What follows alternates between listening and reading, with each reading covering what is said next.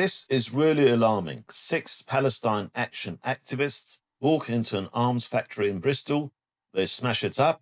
They occupy it. Police are assaulted in the process.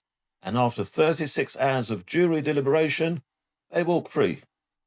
Cleared of aggravated burglary. Cleared of violent disorder. No accountability. No consequences.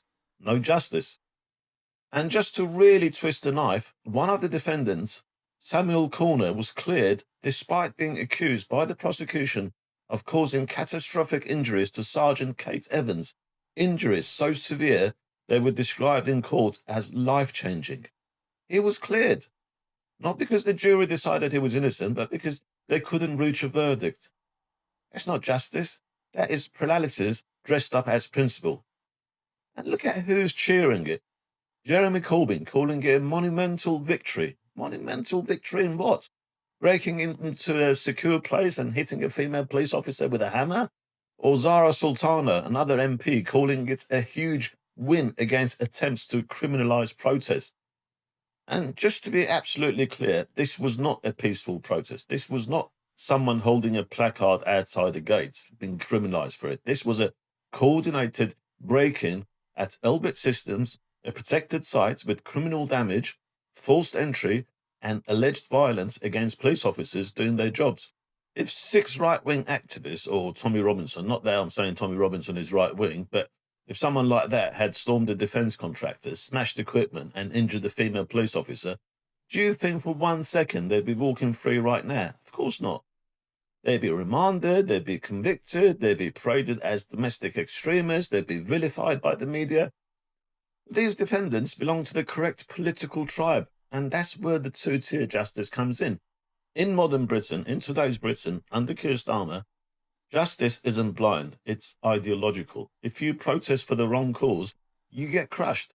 If you protest for the approved cause, the system bends over backwards to excuse you. Juries are not immune to this. They're done deliberate in a vacuum. They breathe the same air, absorb the same narrative, feel the same pressures. I mean, I'd be interested to see how the judge guided them, because normally before jury goes through a deliberation, the judge says a few things that sort of like tells the jury what sort of things they should consider and how they should make their decisions. But after 36 hours, what do we get? Not guilty, not innocent, just we couldn't decide. And the result is exactly the same as acquittal.